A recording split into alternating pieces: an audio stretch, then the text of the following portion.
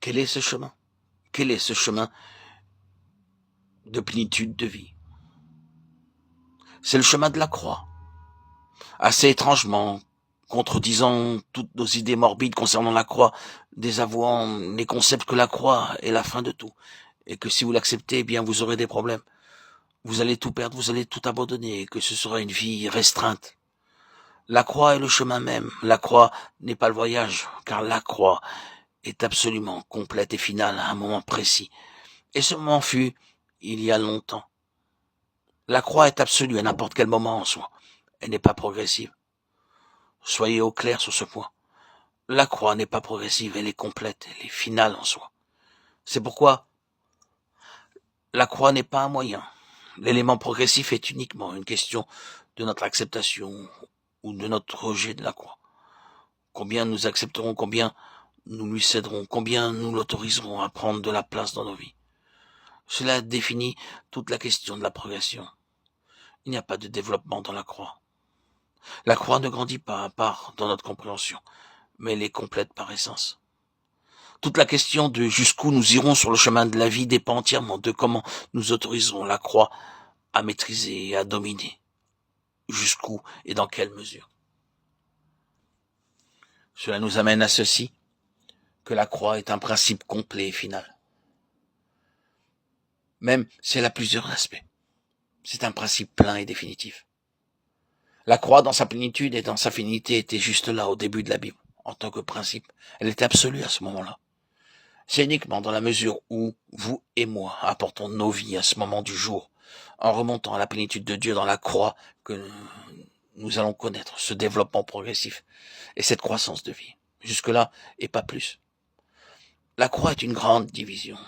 Elle répartit les personnes en trois catégories. Tout d'abord, elle effectue une large séparation entre ceux qui n'entrent jamais dans la vie et ceux qui y entrent. Que les hommes ou les femmes n'accèdent pas du tout à la vie dépend de leur acceptation de la croix. Mais elle divise davantage. Elle sépare entre ceux qui entrent dans la vie et ceux qui vont jusqu'à la plénitude de vie. Et il y a une réelle division ici.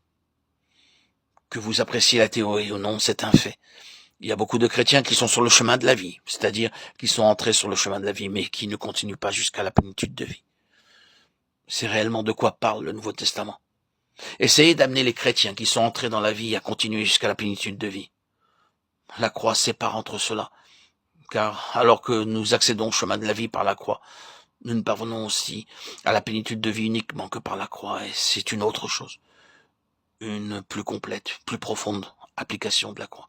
Ainsi, la croix effectue trois catégories, ceux qui ne sont pas dans la vie, ceux qui sont dans la vie et ceux qui sont dans la vie continuant jusqu'à la plénitude de vie.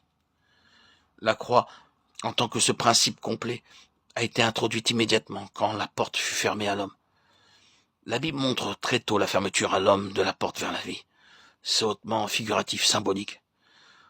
Cela n'a pas du tout besoin de nous troubler, mais là, les principes sont présentés en langage et forme symbolique. Je ne vais pas m'arrêter à argumenter si c'était littéral ou non. Cela ne devrait pas beaucoup nous intéresser en ce moment. Ce sont les principes spirituels qui comptent, quelles que soient les formes qu'elles aient pu prendre. Mais là, en symbolique, il y a le jardin avec l'intérieur, l'arbre de vie, fermé à l'homme qui fut chassé, et la porte fut fermée et gardée. La porte fut fermée. Mais instantanément, immédiatement, la croix en tant que principe complet du chemin de la vie fut introduite. Elle est venue de manière implicite. C'est étonnant. Et si merveilleux. C'est presque à couper le souffle de voir comment elle a toujours été. Ce défi de la croix, ce verdict de la croix, n'est rien de moins que saisissant dès le début de l'histoire de l'homme. Nous pourrions nous arrêter quelques instants pour voir à quel point c'était surprenant. L'histoire de Caïn et Abel